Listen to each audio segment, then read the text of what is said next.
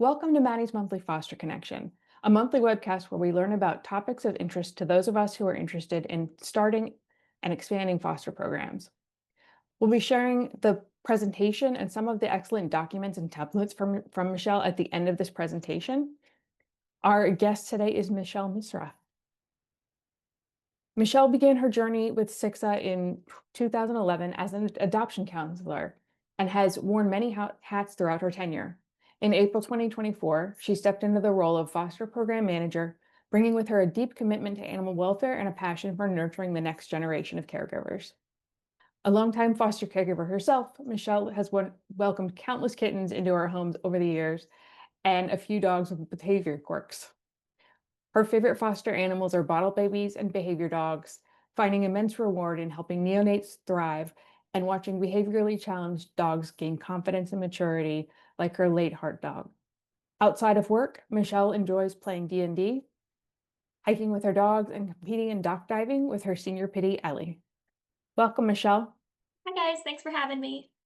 Hello to everybody out here. Thank you so much for joining us today. My name is Michelle. I am the foster program manager at SICSA Pet Adoption Center in Dayton, Ohio. And I'm here to talk to you about some smarter systems for stronger support for your foster program, foster caregivers, and foster animals. So a little bit about me. Kelly touched on this earlier, but I have been part of SICSA since 2011, started off as an adoption counselor, and I've had a lot of roles throughout my tenure here at SICSA. But one role that I've held very consistently is foster caregiver. I think I got started about 6 months in, and it was with a litter of kittens. So that was supposed to be one litter of kittens. Ended up being 2 separate litters of kittens who were just tiny terrors.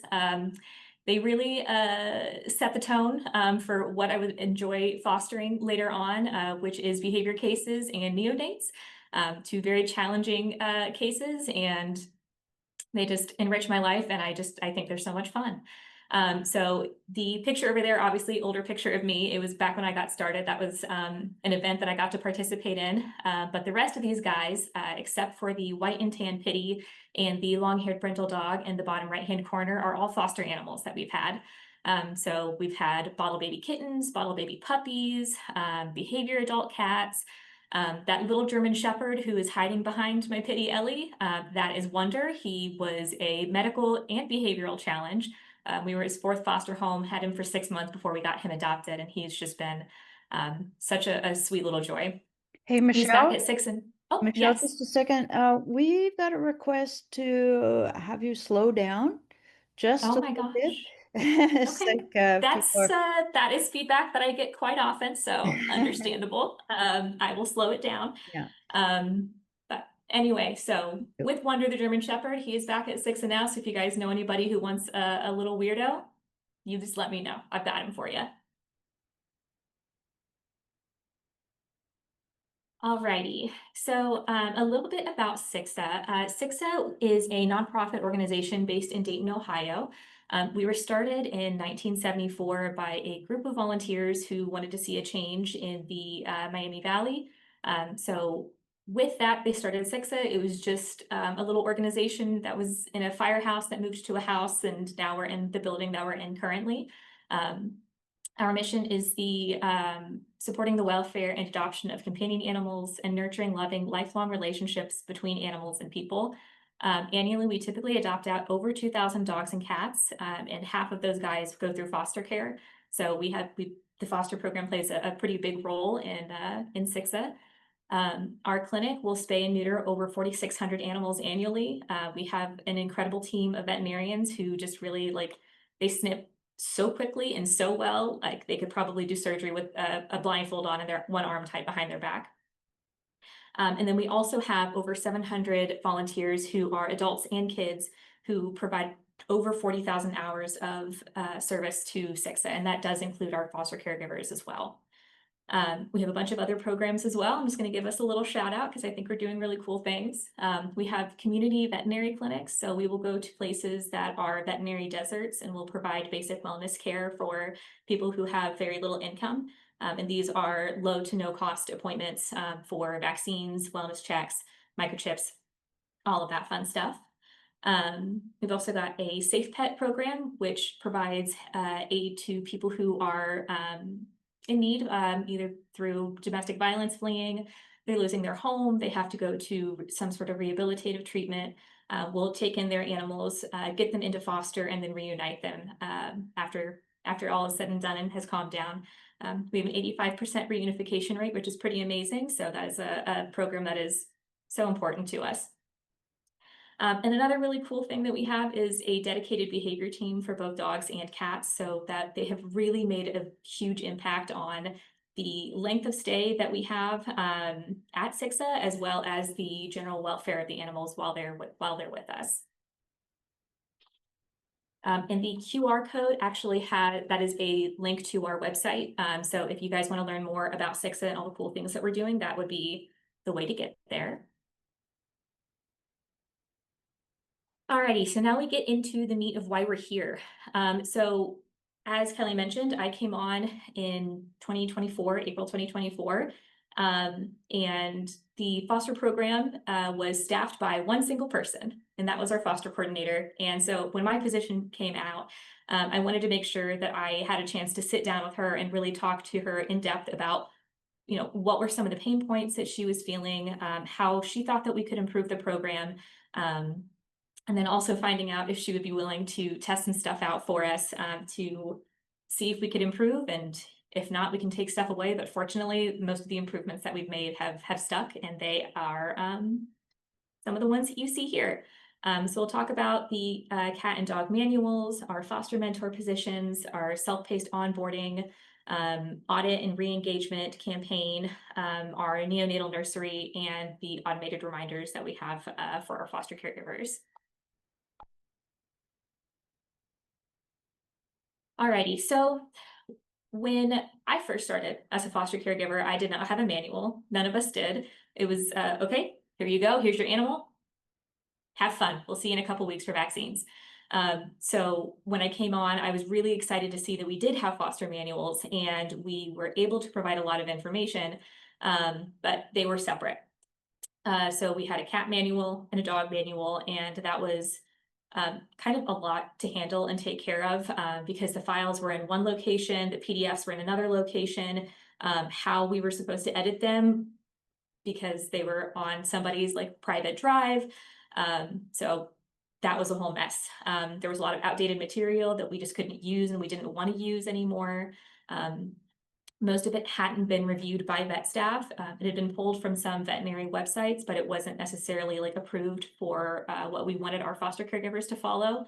And then it was also sent as a PDF to all of our foster caregivers. So if there were any changes that needed to be made, we would have to send out completely new manuals to everybody. And it was hard to keep track of whether or not you had the most current manual or if you had one that was maybe 5 years old. So with that, we did a huge overhaul. We actually combined the manuals into one document.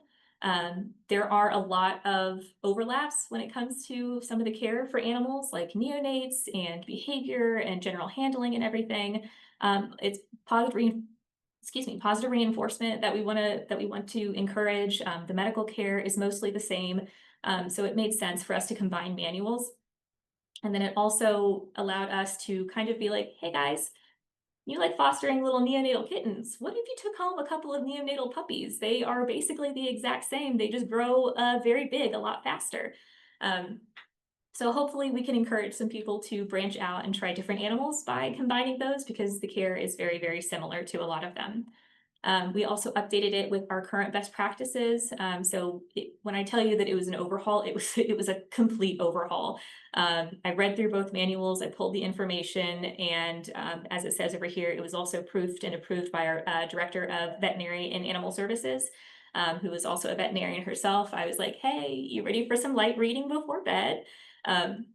So she went through, made sure that everything was accurate, and made sure that that was information that we felt comfortable sharing with our foster caregivers. We also transferred it over to a Google Doc, so it can be an actual like live document, so that we can make sure that if there are any changes that need to be made, it's just a quick update, and then we can alert our foster caregivers that there was a change that was made. If there were any like really big changes to it, we'll always like send out that portion and send that off.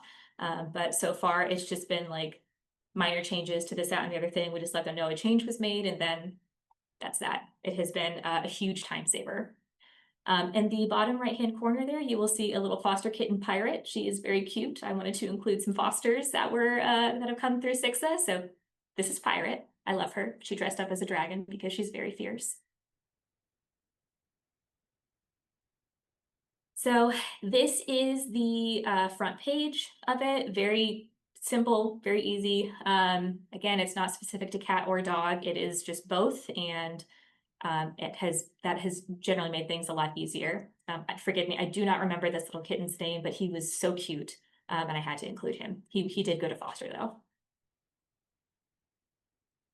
So this is our table of contents, and actually just half of our table of contents. The actual document is about 64 pages or 68 pages long. But what's really nice about using a Google Doc is that all of those lines are clickable links. So you can go directly to where you need to go. It is much easier than, doing Control F and searching through a PDF. If you have questions about what to do for preparing for a pregnant mama, you can just click on that one line. You'll be taken to page 19, and then you can very, very quickly and easily get the information that you need. And if for some reason it's not in there, you're able to contact the foster team, and we're able to go into more detail about that. Righty, so the next thing that we wanted to talk about was the foster mentor position. These are volunteers who are helping out the foster team with answering questions, providing guidance, and generally just being an added layer of support. Kitten season, as I'm sure all of you guys are aware, is insanity. It's insanity embodied. So we wanted to get some extra help during kitten season, and we wanted to get them onboarded before kitten season, so that we had a little bit of extra help while we were running around like crazy. Our foster mentors were able to help us out very, very heavily there. It also gets people more engaged. So giving someone almost a promotion of sorts helps them feel more engaged and involved in the organization, and they feel a lot more comfortable, asking questions, getting other people excited about things. So it's a really great way to engage some of your foster caregivers who have been with you for a long time and are really super knowledgeable and are willing to help. It helps that helped us a lot too. It has built a really great sense of community. In our private foster Facebook page, we get a lot of questions, and if the foster team isn't able to answer those questions, our foster mentors typically do. And sometimes even just our other foster caregivers also do that. It's awesome to be able to see them start discussions and answer questions. Highly recommend, if you guys are not already utilizing foster mentors, definitely do that. They have helped immensely with staff work-life balance. There are some people who are on Facebook at all hours. In the middle of the night, I try not to be on Facebook. I try to be asleep or, watching a show with my family. But there are foster mentors who are online all the time. And if they want to answer a question, incredible. Let them do that. I love that. All of our foster mentors have had training, and they know kind of how to answer and what to expect those responses to be. So I trust them implicitly to be able to give good advice. And then the other nice thing is that some of our foster caregivers have more experience in one area or department than even we do. So I have a really phenomenal bottle baby foster caregiver named Bonnie. She is a wizard with bottle babies, especially like compromised bottle babies. I don't know what she does. I don't know how she does it, but she is just incredible. And if I can have Bonnie answer a question about a critical bottle baby, I would love her to do that. It's so awesome. So why not, if they can share the wealth of knowledge that they have, why not encourage them to do so? So as a result, we got just that. So we got the engagement, we got the community building, we've got the sharing of knowledge.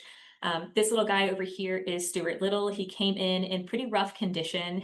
He went with a foster caregiver who had not had a neonatal kitten before. This was her first one, and she was just having a really hard time getting him to latch onto the bottle.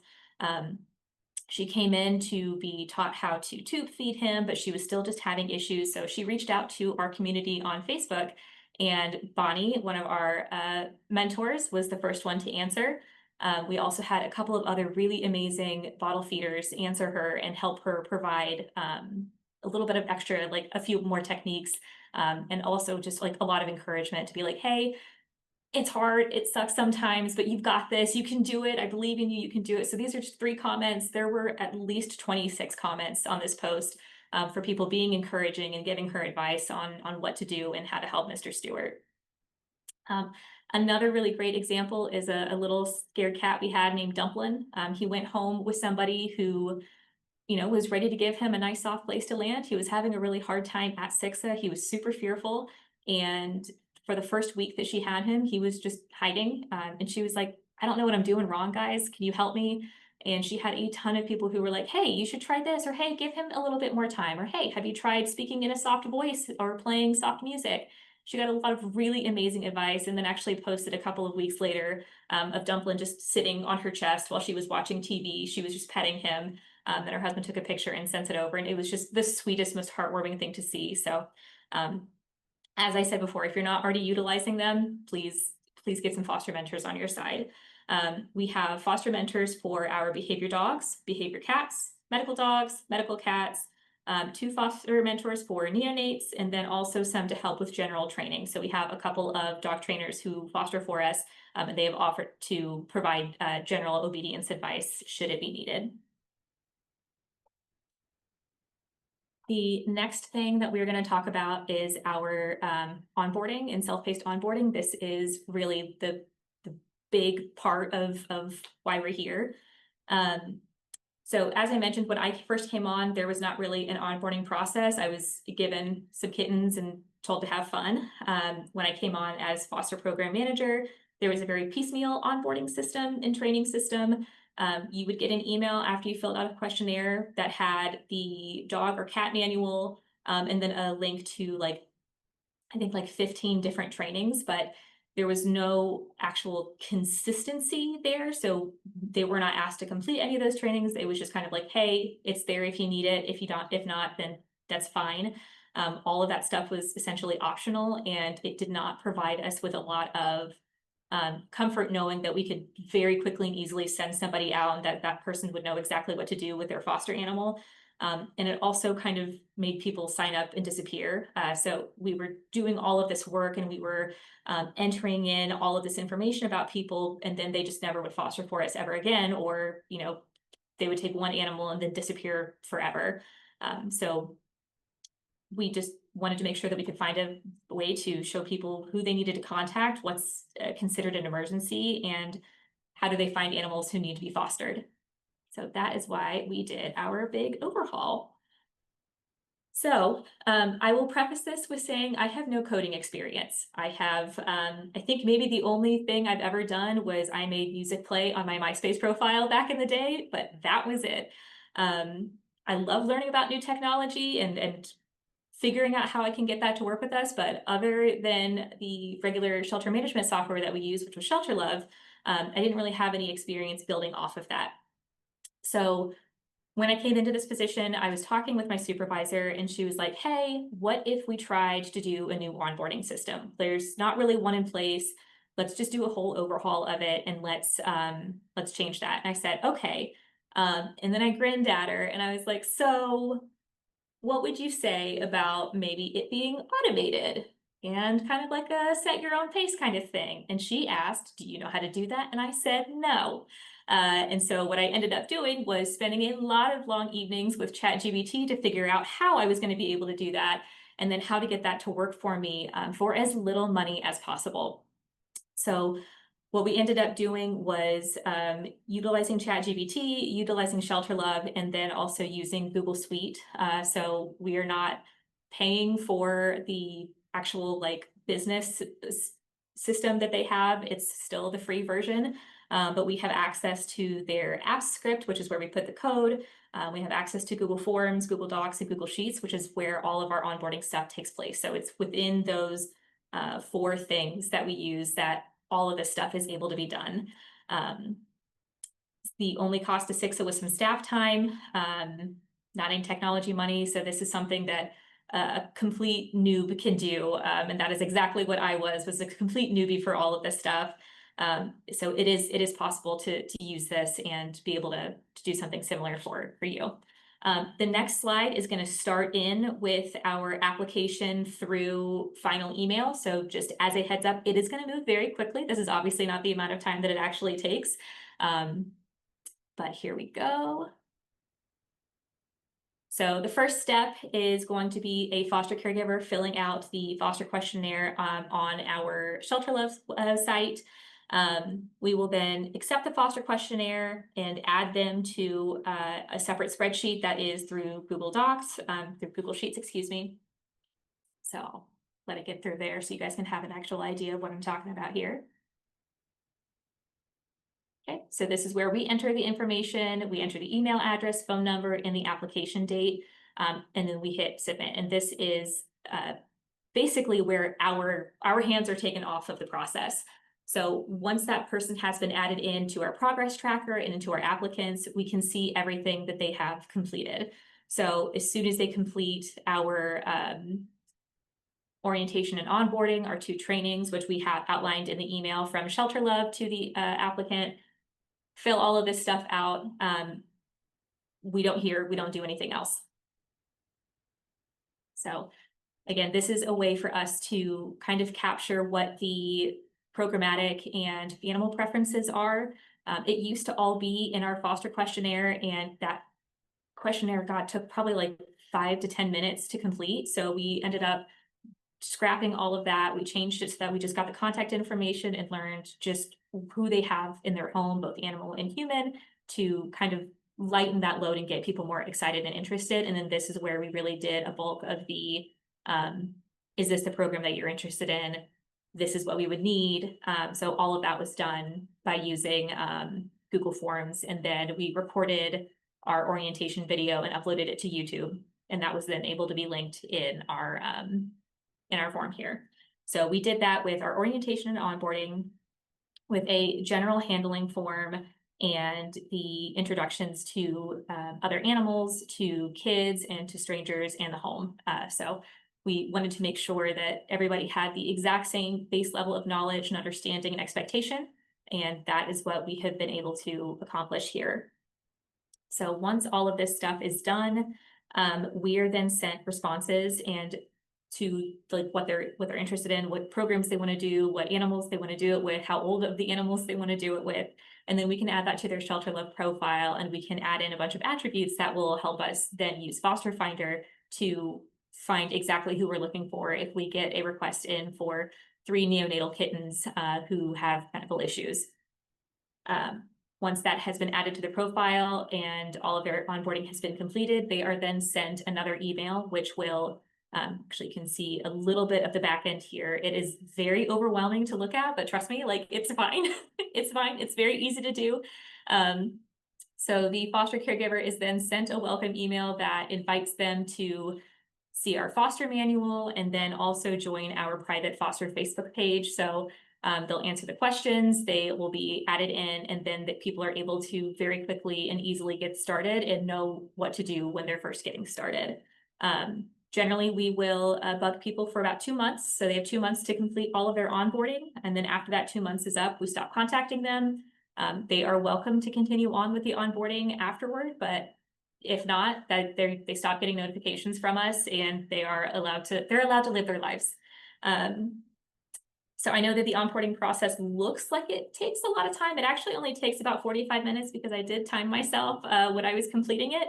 So it takes about 45 minutes to complete if you watch all of the videos in their entirety and you're really taking the time to like think about your answers to the questions, like, do I really want to foster bottle baby kittens? I just don't know. So if you're really thinking about it, it can take 45 minutes up to an hour. But it does allow, it is pretty fast. I wanted to make sure it wasn't like going to be this huge time suck. When the forms are submitted, one thing I forgot to mention, when the forms are submitted, you actually can see the results and from the answers. So if somebody scored like a 15 out of 18 or something like that, you can go in and you can see what they got incorrect and kind of know what to address with them if they don't go back and retake the form. You can go back and assess and talk to them and say, hey, so I see that you were kind of a little fuzzy on what our process is if there is a bite that takes place in foster. This is what we would actually need you to do. Just as a heads up, hopefully there's not a bite that you ever have to deal with, but in the event that there is, this is the process and this is the protocol that we follow. I mentioned earlier about our Safe Pet program that is also included in our foster onboarding. But because of the nature of that program and the fact that we need to keep things pretty private, if somebody is not interested in the program, we do not send them the link to our private Facebook page for that. So that then is sent separately if somebody shows interest in that program. Alrighty, the next thing that we worked on was our foster audit, and I swear all of my coworkers were so sick of hearing me talk about this. We had what appeared to be a pretty robust group of foster caregivers within our Shelter Love profile. So we had over 1,200 people who were willing to foster. And when I say willing, that is it's just simply not true. We got a little bottle baby in, and I think it was actually Pirate from a couple of slides back. Can't remember, I'm not 100%, but I'm fairly certain it was Pirate.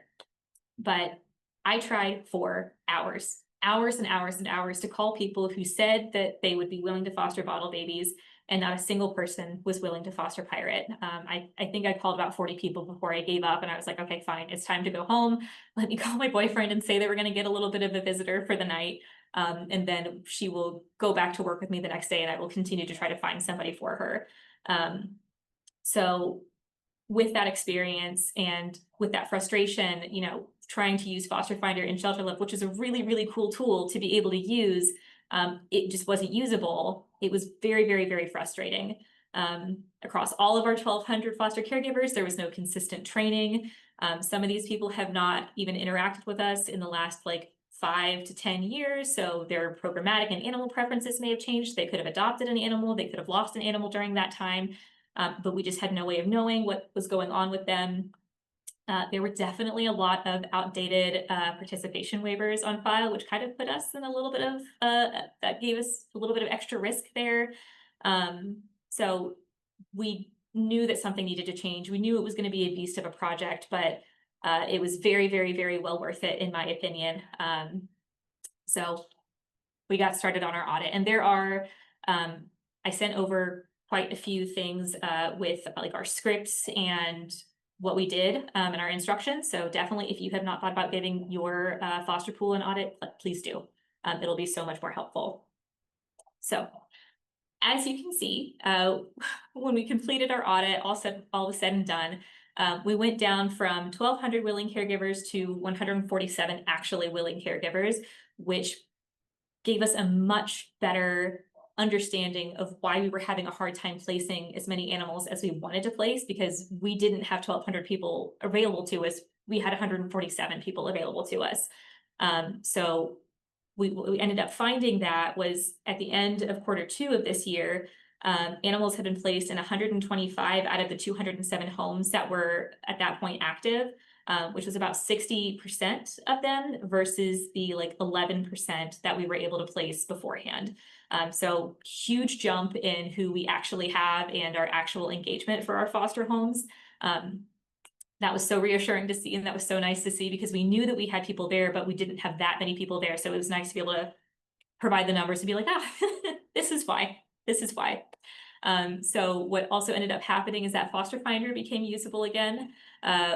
A team of volunteers and we had 3 volunteers, and it was over the span of a month and a half, called all 1,200 people to find out if people were still interested in fostering with SICSA, if they would be willing to do this onboarding system, because what we ended up doing was just refiguring our self-paced onboarding system to then actually be for the audit, which gave us some consistent training, and got their new preferences, got their updated participation waivers. And I simply would not have been able to do this had it not been for my volunteers who helped me, because it was definitely a big beast of a task. But I mean, the results of it were so worth it, but it took a long time.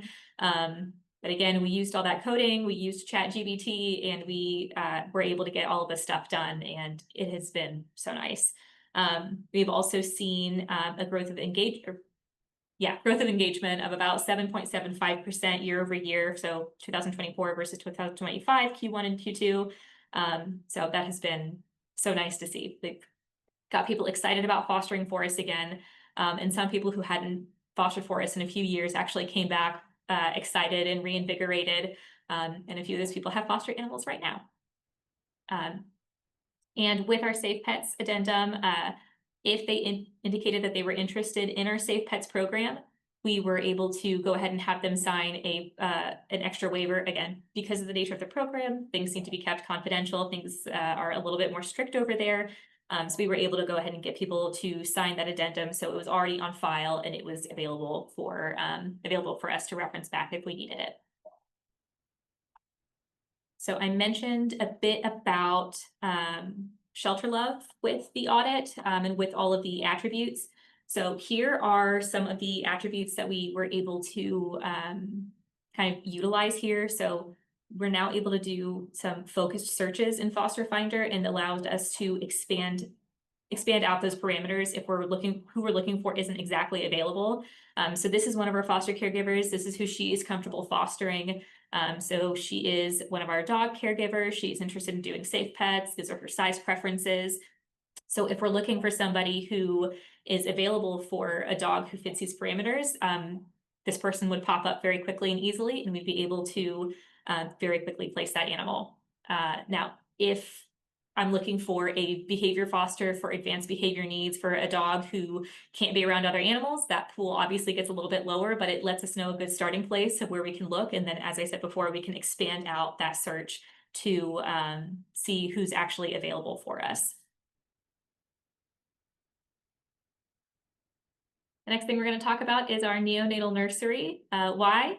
Because kitten season. Because these are all little friends who have come across my desk in my emergency bottle baby kennel that I've got over there.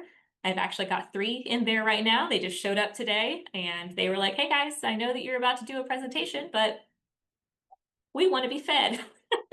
So we, obviously there's a need. It's not just kitten season. There are other reasons that we would want to get a nursery started anyway, but the lack of available neonate foster caregivers has been a big thing. Staff members have offered to foster neonatal babies for us before, but sometimes their work schedules and responsibilities just don't really align with having neonates.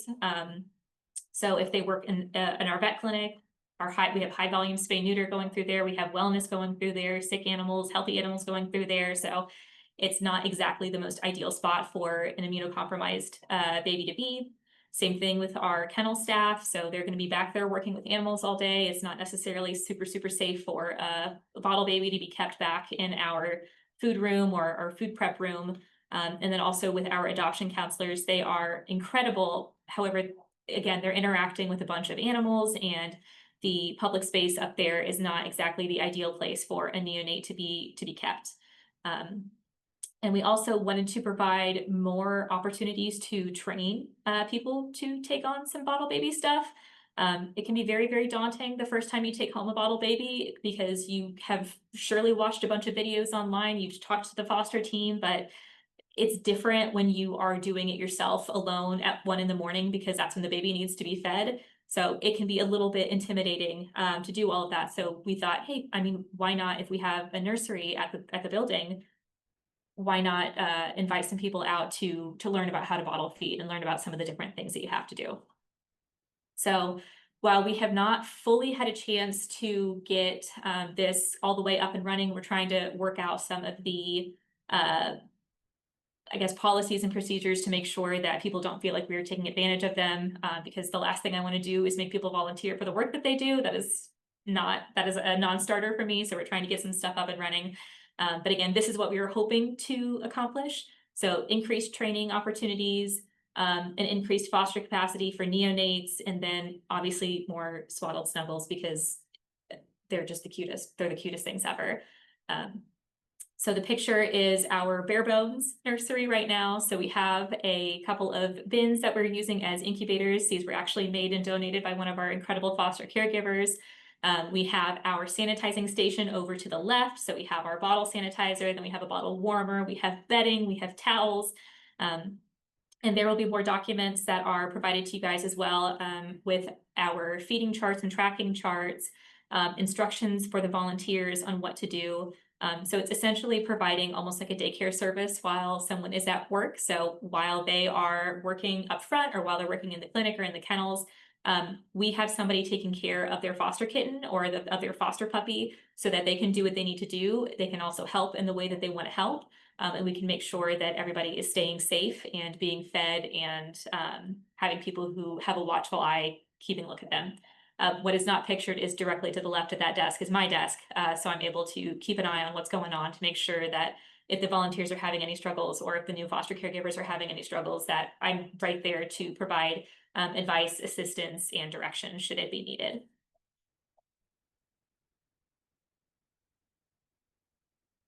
Alrighty, some other cool things that we have in the works, or cool things that I just think warranted their own entire slides. So we use Shelter Love as our shelter management software. I may have mentioned that like 35 times by now. But what we don't have with that, because we have like a hybrid system with our shelter, so we have animals in care and we have animals in foster, is we don't have a dashboard easily accessible to us unless we're going through and running a report or filtering out animals by foster only. We didn't really have a dashboard that would tell us exactly like what are we waiting on with this animal, when's their next set of vaccines due, when's their next heartworm and flea prevention due, all of this stuff. So we created that in Google Sheets, and then we were able to add in automated vaccine reminders to that and automated heartworm and flea prevention reminders. We at one point had a volunteer who was doing all of this for us, but again, volunteers are only able to do so much. They're volunteering their time, their free time, and if they have a schedule change or a life change or something like that, that kind of leaves everything else to be on us. And that's exactly what happened. Our wonderful volunteer who was able to do so much for us had a lifestyle change and she needed to be home more. And so we were like, okay, I love you. Come back at some point, please. But that's fine. Okay, so then it was on us to do all the vaccine reminders. It was on us to do all the prevention reminders. And geez, when you have like 200 kittens in foster, it is tough to remember and get those emails sent out, especially when you've got neonates coming in left, right, and center, or you're dealing with diarrhea with this other litter of kittens, and you've got questions about this other litter of kittens and puppies. So in all that chaos, vaccine reminders kind of fell off sometimes. So they'd be like a week and a half to 2 weeks overdue.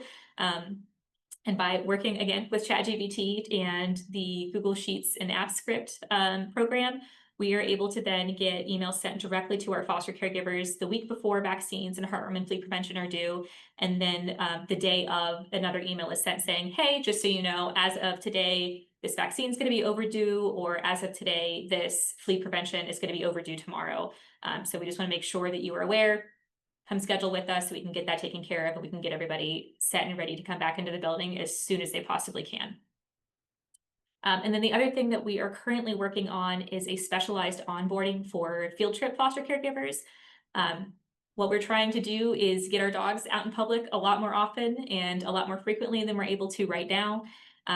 Doing an hour-long onboarding or a 45-minute long onboarding is just kind of a waste of time for people who are just trying to take a dog out for a walk. So we are working on condensing and kind of trimming a lot of the extra stuff off of the onboarding process. So we're going to do something much smaller, but again, it's going to be automated because I can't stop, won't stop now. And that is kind of where we're going with that. So a short and sweet version of our onboarding for our field trip foster caregivers. Then that is that. I hope my speed was okay. If it was not, my sincerest apologies. If you have any questions about anything that I've covered, here is my contact information. If you want to learn more about our foster program, you're also welcome to visit our website at SICSA.org/foster. That was also a really cool thing we did. It was a website refresh and revamp. So it's all new, all fun, all good stuff. Thank you so much, Michelle. That was awesome. We have some questions.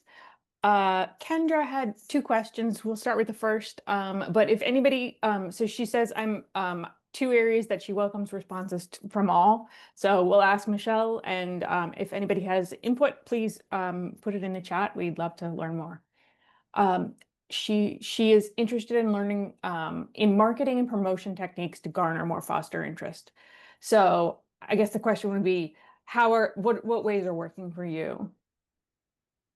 So we are having a lot of luck with word of mouth. So if people are fostering and their friends are coming over to their house and they get to see all these cute little kittens, like how fun is that? Like you can do that too, you know? Like let's go ahead and let's pull you onto that.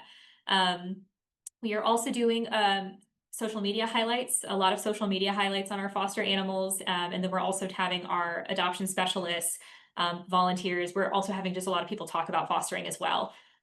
You know, we have read through all the information on Maddie's Fund that says you need like a third of your posts to be on social media about fostering to help to garner that interest, and that's what we're seeing as well. Awesome. The next question, you kind of already touched on it, but she's looking for information on record keeping and follow-up systems to ensure that puppies and kittens get necessary vaccines and spay neuter on time after adoption. So what, and I guess also, what are your plans? Like, what are you thinking of doing with automation there? Personally, I'm curious. The possibilities are endless. If you have ChatGPT on your side, you've got it. You can do it. You can conquer worlds. So I'm not sure what system you're using for that. Just with my own experience again, which is very, very little with coding, using a Google Sheet to keep track of everything, and then setting up reminders. So you can set up these things called triggers where all of your script will run. And you can do that to say, hey, only do that if this one box is not checked or if this one space has not been filled out with a date. So you can send just a bunch of automated reminders. Now, at some point, you might get kicked over to spam if it's too often. But it is a very easy way to kind of set it and forget it until you go back in and check all of that stuff. So if you are having those reminders sent out, you can offer up a scheduling link. You can offer up this, that, and the other thing. So again, with ChatGPT and Google Suite, you can do anything you need to do. Thank you.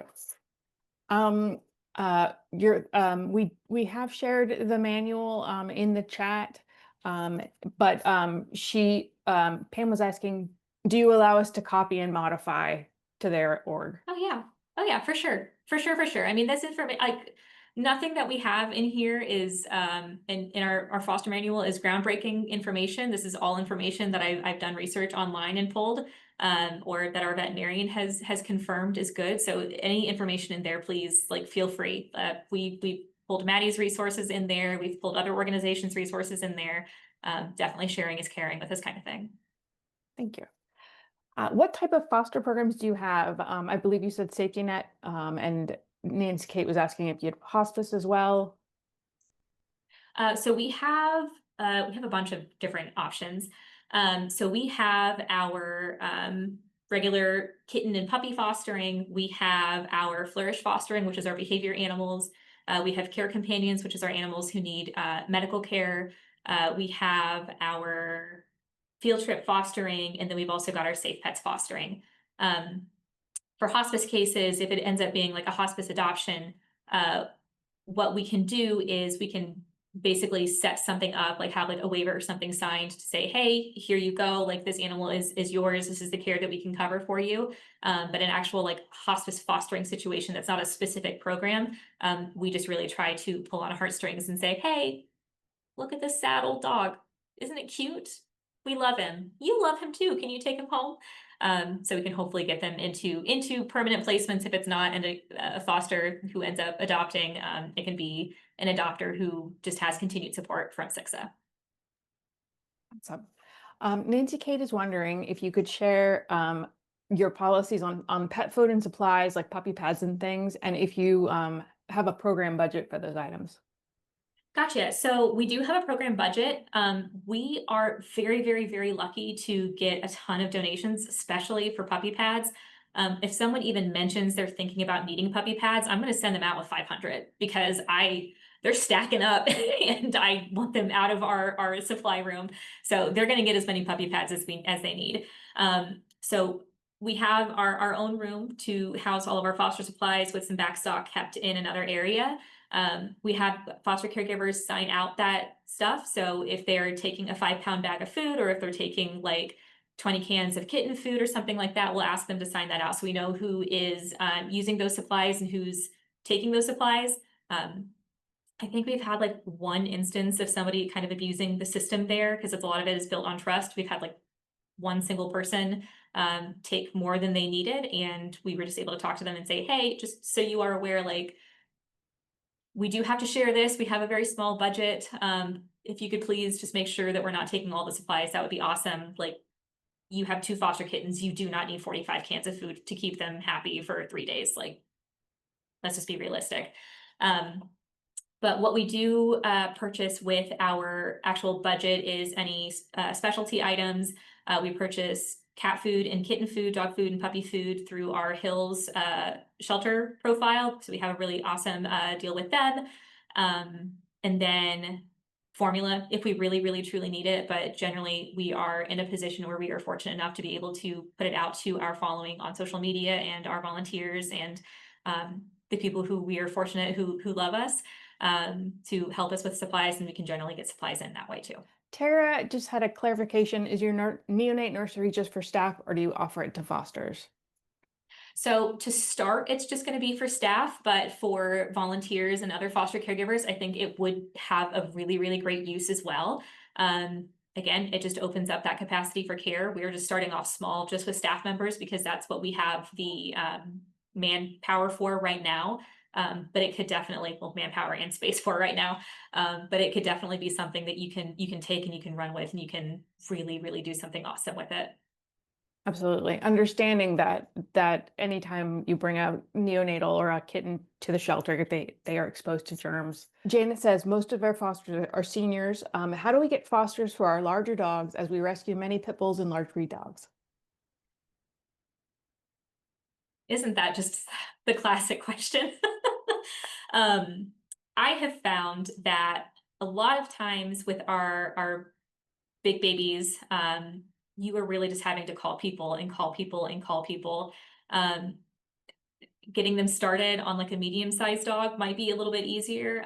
We have a dog right now. Her name is Eloisa. She had 2 really major surgeries, and she's a 60-pound pitty.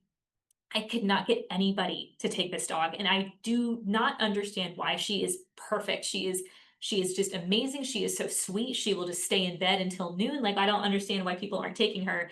And it wasn't until our CEO was actually talking to a friend of his about this dog that they were like, oh my God, she sounds super, super nice. So it's just trying to convince people and talking with people and saying, hey, I know she's a little bit bigger than what you're looking for, but maybe you would be interested in her. So it's going to be having a lot of individual conversations instead of just like saying, hey, Eloisa needs a foster home. Can you help her? It's going to be, hey, specifically, Gerald, can you take this animal? This is what their personality is like. This is how we can help you support them and support you as well. Thank you to Michelle, and thanks to everybody here watching today's webcast. Any questions that we were not able to get to today will be answered in Maddie's Pet Forum, in the Maddie's Monthly Foster Connection thread on Maddie's Pet Forum. Michelle will be available for the next few days to continue this discussion, and feel free to post more questions there.